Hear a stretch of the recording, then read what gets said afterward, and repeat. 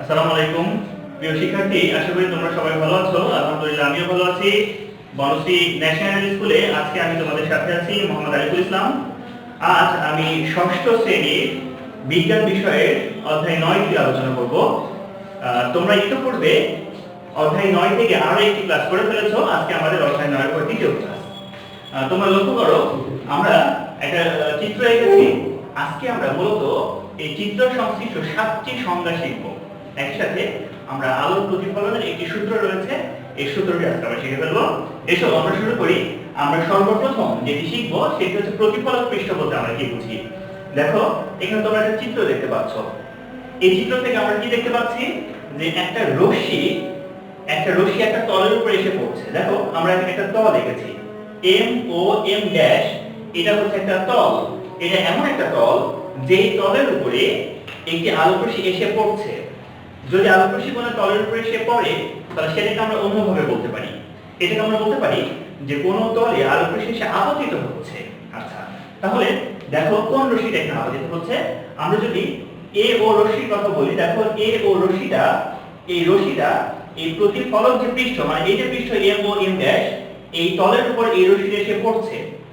তাহলে যেই তলের উপরে কোনো রশ্মি এসে পড়ে বা যে তলের উপরে কোনো রশ্মি আপতিত হয় তাকে আমরা বলি প্রতিফলক পৃষ্ঠ। এটা প্রতিফলক পৃষ্ঠ নাম হলো কেন?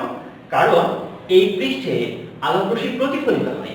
যদি এই রশ্মিটা এই তলের উপরে এসে পড়ে, এম ও এম ড্যাশ তলের উপরে যদি এও রশ্মি পড়ে, তাহলে এই রশ্মিটা ও বি পথে প্রতিফলিত হয়, চলে যায়, মানে ও বি পথে চলে যায়। সেক্ষেত্রে এই আপতিত রশ্মি বা এও রশ্মিটা এম ও এম ড্যাশ এই পৃষ্ঠটা এটা প্রতিফলিত করে দিচ্ছে। এই জন্য এই তলকে আমরা বলি প্রতিফলক তল বা প্রতিফলক পৃষ্ঠ। তাহলে আমরা এখন প্রতিফলক পৃষ্ঠের সংজ্ঞা লিখব। তোমরা মনোযোগ সহকারে দেখো। সেটা হচ্ছে আমরা লিখব যে তলে আলোকরশ্মি এসে আপতিত হয় বা যে তলে আলোকরশ্মি এসে পড়ে তাকে আমরা বলি প্রতিফলক পৃষ্ঠ। আমরা লিখে ফেলি।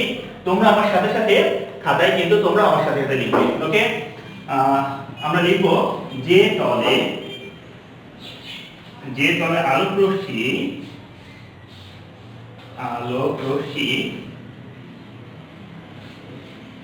এসে পড়ে বা আপতিত হয়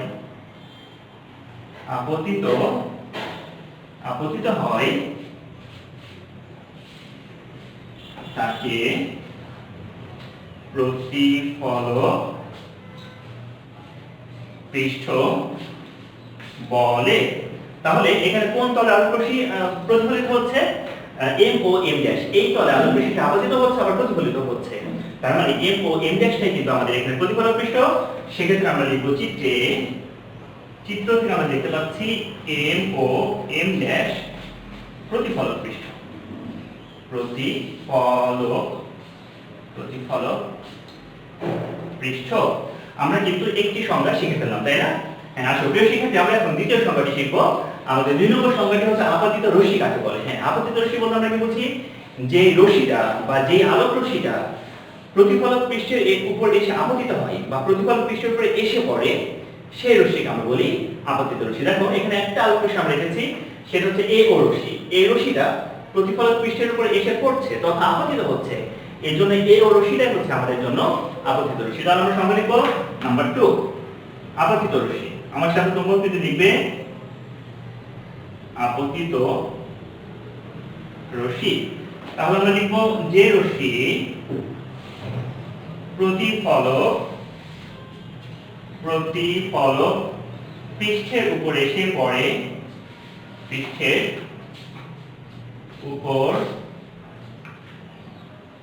পড়ে,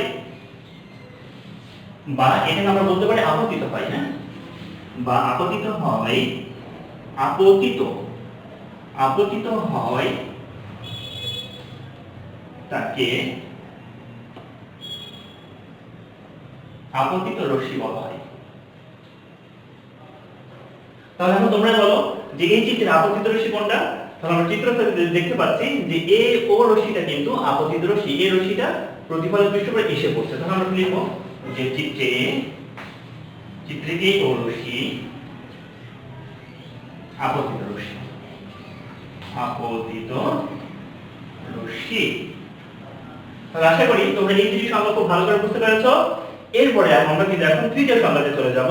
আর তৃতীয় সংজ্ঞাটা কি আমরা একটু বলে দেই, সেটা হচ্ছে দেখো আপতিত রশ্মি একটা বিন্দুতে এসে আপতিত হচ্ছে, সেই বিন্দুটার নাম কিন্তু ও বিন্দু। তাহলে আমরা এখান থেকে আপতন বিন্দুর সংজ্ঞা কিন্তু আমরা দিতে পারি। সেক্ষেত্রে আমরা একটু মুছে দেই। আচ্ছা, আমরা আরেকটা সংজ্ঞা লিখি, তারপর মুছবো। আপতন বিন্দু কাকে বলে আমরা একটু শিখে নেই। আপতন বিন্দু, আপতন বিন্দু কাকে বলে? যে বিন্দুতে আলোকরশ্মি এসে আপতিত হয় বা যে বিন্দুতে আলোকরশ্মি এসে পড়ে, সেই বিন্দুটাকে আমরা বলবো আপতন বিন্দু। এটা কিন্তু একটা বিন্দু, এটা কিন্তু কখনোই সরলরেখা বা রৈখিক কোনো মানে পথ নয়। সেক্ষেত্রে এটা কিন্তু একটা জাস্ট একটা বিন্দু, যে বিন্দুটার নাম হলো ও বিন্দু। এই বিন্দুটা কিন্তু এই যে এই বিন্দুটাকে বোঝাচ্ছে। তাহলে আমরা লিখবো আলোকরশ্মি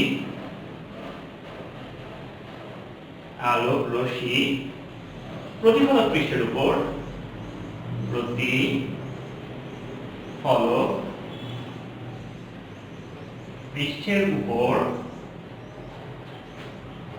যে বিন্দুতে আপতিত হয়,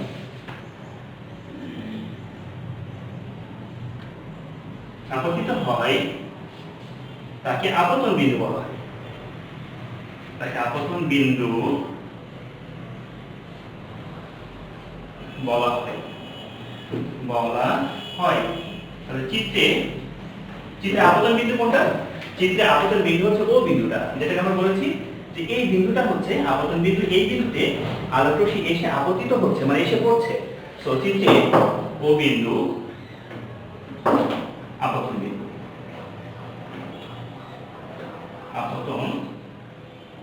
আপতন বিন্দু। তাহলে তোমরা নিশ্চয়ই এই তিনটি সংজ্ঞা খুব ভালো করে শিখে ফেলেছো। আমরা আরো চারটি সংজ্ঞা শিখবো, সেক্ষেত্রে আমরা একটু মুছে দেই।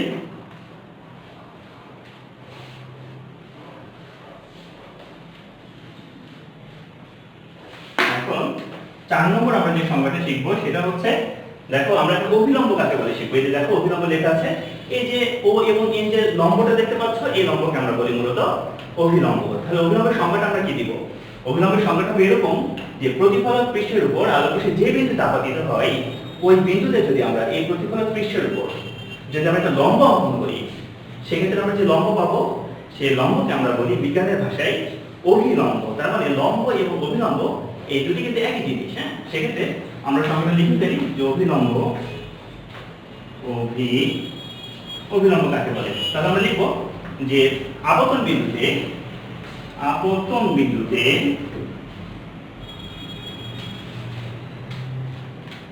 প্রতিফলক পৃষ্ঠের উপর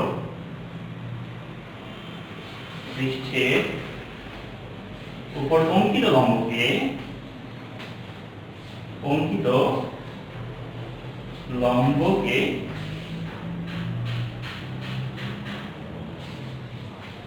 অভিলম্ব বলা হয়।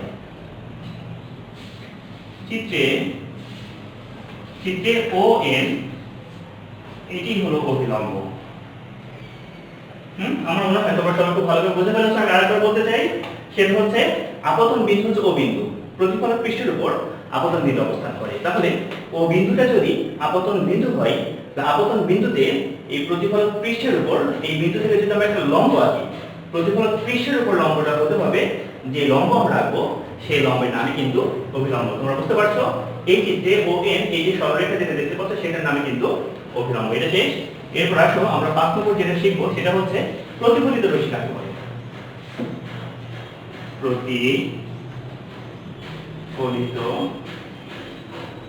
প্রতিফলিত রশ্মি কি?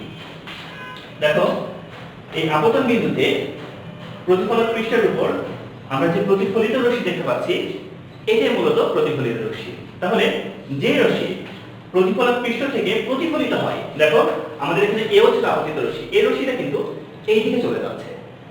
এও আপতিত রশ্মি প্রতিফলকের উপরে এসে আপতিত হয়ে এটা কিন্তু প্রতিফলক পৃষ্ঠ বা এই যে তল, এই তলের ভিতর কিন্তু যেতে পারছে না, কারণ এই প্রতিফলক পৃষ্ঠটা কিন্তু অস্বচ্ছ, মানে এটা আয়নার মতো অনেকটা। আমরা জানি আয়নার ভেতর দিয়ে কোনো রশ্মি যায় না। তোমরা সূর্যের দিক করে যদি কোনো একটা আয়না ধরো, সেক্ষেত্রে দেখবে যে সূর্যের রশ্মি আয়নার ভেতর দিয়ে প্রবেশ করে এই পাশ দিয়ে কিন্তু চলে আসে না, মানে সামনের দিক দিয়ে সূর্যের আলোক রশ্মি আপতিত হয়ে পেছন দিয়ে কিন্তু নির্গত হয় না। কিন্তু এটা আয়নার পরিবর্তে যদি আমরা একটা স্বচ্ছ কাঁচ নেই, যার পেছনে কাঁচের পেছনে কোনো রং বা সিলভারিং বা পাড়া লাগানো থাকে না, এরকম একটা কাঁচের ক্ষেত্রে যদি আমরা আলোতে যদি কাঁচটা ধরি, সেক্ষেত্রে আলো কিন্তু কাঁচের মধ্যে প্রবেশ করে এটা কাঁচকে ভেদ করে বের হয়ে যায়। আচ্ছা, যেটাকে আমরা বলি প্রতিসরণ। যাই হোক, তো সেক্ষেত্রে এই যে আমরা প্রতিফলক পৃষ্ঠ যেটা নিয়েছি, এটা কিন্তু অস্বচ্ছ, মানে আয়নার মতো, যার অপর পৃষ্ঠে রং করা থাকে বা সিলভারিং করা থাকে। যাই হোক, তো সেক্ষেত্রে এটা যেহেতু অস্বচ্ছ, মানে আয়নাটার অপর পাশে যেহেতু আমরা রং করেছি, এই জন্য আপতিত রশ্মিটা এই আয়নার ভিতর দিয়ে কিন্তু নির্গত হয়ে যাবে না। সেক্ষেত্রে এটা আয়নাতে প্রতিফলিত হবে। যেই পথে প্রতিফলিত হয় সেই রশ্মিটাকে আমরা বলি যে প্রতিফলিত রশ্মি। সেক্ষেত্রে প্রতিফলিত রশ্মির সংজ্ঞা আমরা কি দিতে পারি? প্রতিফলিত রশ্মির সংজ্ঞা আমরা এভাবে দিতে পারি যে রশ্মি প্রতিফলক পৃষ্ঠ হতে প্রতিফলিত হয়। দেখো, এই রশ্মিটা প্রতিফলক পৃষ্ঠ থেকে প্রতিফলিত হচ্ছে, সুতরাং এটার নামই হলো প্রতিফলিত রশ্মি। তাহলে আমরা লিখব যে রশ্মি প্রতিফলক পৃষ্ঠ হতে প্রতিফলিত হয়, প্রতিফলিত হয়, তাকে প্রতিফলিত রশ্মি বলা হয়। প্রতিফলিত রশ্মি বলে। আমরা চিত্রে প্রতিফলিত রশ্মি কোনটা দেখতে পাচ্ছি? দেখো তো, চিত্রে ও বি যে রেখা, এটা কিন্তু প্রতিফলিত রশ্মি। তাহলে আমরা লিখব চিত্রে ও বি প্রতিফলিত রশ্মি, প্রতিফলিত রশ্মি। তাহলে আমরা কিন্তু অলরেডি 5টা সংজ্ঞা শিখে ফেলেছি। আমরা এখন আরো 2টি সংজ্ঞা শিখবো। আশা করি তোমরা এই 5টা সংজ্ঞা খুব ভালো করে বুঝেছো। 6 নম্বর যে সংজ্ঞা, সেটা হচ্ছে আমরা শিখব আপাতন কোণ কাকে বলে। আপাতন কোণ, তোমরা একটু লক্ষ্য করো, চিত্রে আপাতন কোণ কোথায় লেখা আছে এবং চিত্রে প্রতিফলন কোণ কোথায় লেখা আছে, তোমরা একটু লক্ষ্য করো।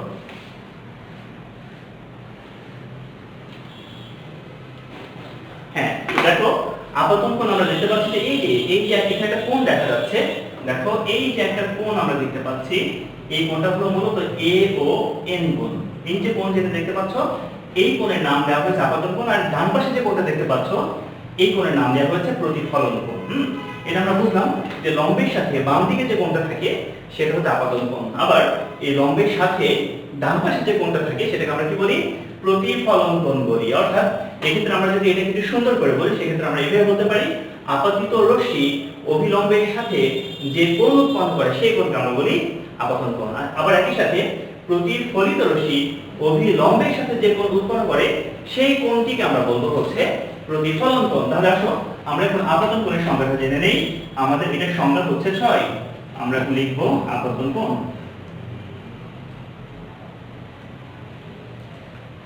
তাহলে আপতন কোণ কাকে বলে? আমরা লিখব আপতিত রশ্মি অভিলম্বের সাথে যে কোণটা উৎপন্ন করবে সেটাই আপতন কোণ। তাহলে আপতিত রশ্মি অভিলম্বের সাথে যে কোণ উৎপন্ন করে তাকে আপতন কোণ বলে। এখন তোমরা বলো যে আপতন কোণ কোনটি? এখানে দেখো, আমরা জানি এই কোণকে 3টি অক্ষর দ্বারা এটা প্রকাশ করতে হয়। তো সেক্ষেত্রে আমরা যদি 3টি অক্ষর দ্বারা কোণকে প্রকাশ করি, তাহলে সেক্ষেত্রে কোণটাকে আমরা কিভাবে এখানে নামকরণ করতে পারি? দেখো, এই যে মাঝখানে যে কোণটা, লম্বের সাথে বাম দিকে যে কোণ, এটাকে যদি আমরা প্রকাশ করতে চাই, সেক্ষেত্রে আমরা এটাকে এভাবে প্রকাশ করতে পারি, এ ও এন যে কোণটা, এই কোণটা কিন্তু মূলত আপতন কোণ। তাহলে আমরা লিখব যে চিত্রে কোণ এ ও এন, এটাই হলো কিন্তু এটাই আপতন কোণ। আচ্ছা, আমার মনে হয় তোমরা এটা বুঝতে পেরেছো। আমরা আজকে সর্বশেষ সংজ্ঞা শিখবো, সেটা হলো প্রতিফলন কোণ। প্রতিফলন কোণ কাকে বলে? হ্যাঁ, এটা কিন্তু আগের মতো, সেটা হচ্ছে প্রতিফলিত রশ্মি অভিলম্বের সাথে যে কোণটা উৎপন্ন করবে সেটা হলো প্রতিফলন। তাহলে আমরা লিখে ফেলি যে প্রতিফলিত রশ্মি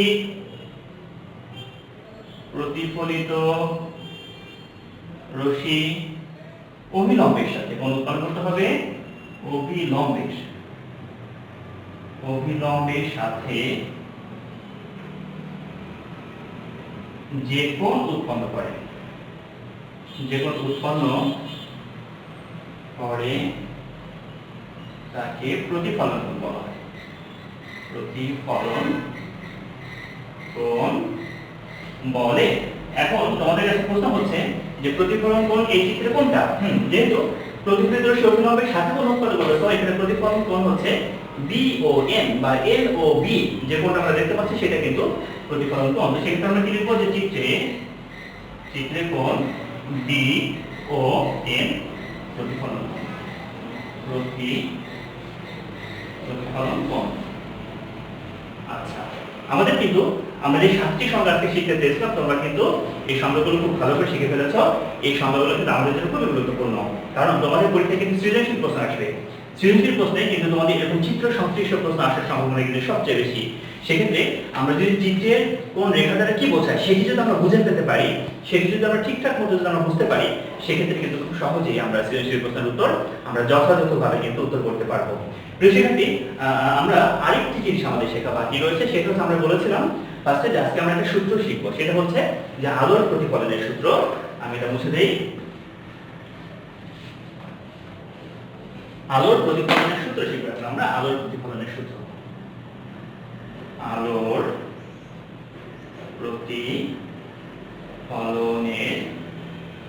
প্রতিফলনের একটা সূত্র রয়েছে। সূত্রটা কি? আলোর প্রতিফলনের সূত্র হচ্ছে যে আপতন কোণ আর প্রতিফলন কোণ সবসময় সমান হবে। মানে এখানে আমরা আপতিত রশ্মির জন্য যদি আপতন কোণ পাই এবং সেই রশ্মিটা প্রতিফলনের জন্য যদি আমরা প্রতিফলনের একটা কোণ পাই, মজার ব্যাপার হচ্ছে এই আপতন কোণের মান যতটুকু হবে, প্রতিফলন কোণের মান কিন্তু অবশ্যই ততটুকু হবে।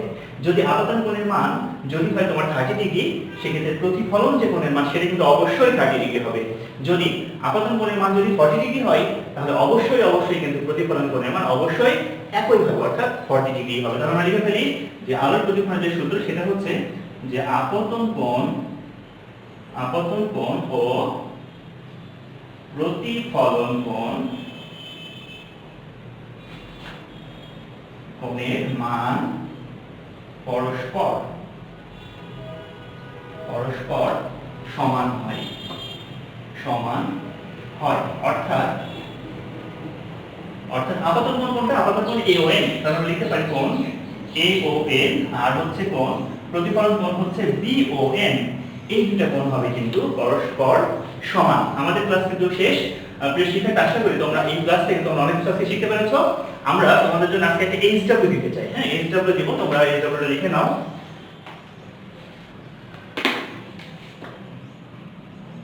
তোমাদের জন্য আজকে একটা HW, সেটা হচ্ছে আপতন কোণ এবং প্রতিফলন কোণ যে পরস্পর সমান, সেটি চিত্রের মাধ্যমে তোমাদেরকে, এটি খুব সংক্ষেপে আমি যা যা বলেছি ততটুকুই তোমাদেরকে খাতায় লিখে ফেলতে হবে।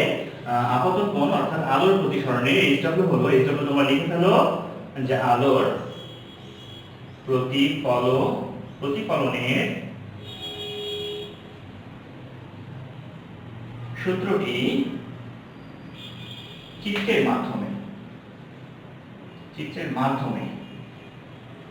মাধ্যমে সংক্ষেপে ব্যাখ্যা করো। হ্যাঁ, সংক্ষেপে উপস্থাপন করো। খুব সংক্ষেপে আমি যা আজকে বলেছি আলোর প্রতিফলন সম্পর্কিত, এই এতটুকু কথায় তোমরা এই চিত্র এঁকে এই ব্যাপারটি আলোর প্রতিফলনের বিষয়টি তোমরা তোমাদের মতো করে এটা ব্যাখ্যা দেবে। এটা হলো তোমাদের জন্য এই চক্র। প্রিয় শিক্ষার্থী, আজকের ক্লাস কিন্তু আমরা শেষ করে ফেলেছি। পরবর্তীতে তোমাদের সাথে ইনশাআল্লাহ আবার দেখা হবে অন্য কোনো ভিডিও ক্লাসে। সে পর্যন্ত তোমরা সবাই ভালো থাকবে, সুস্থ থাকবে, এই প্রত্যাশা শেষ করছি। আল্লাহ হাফেজ।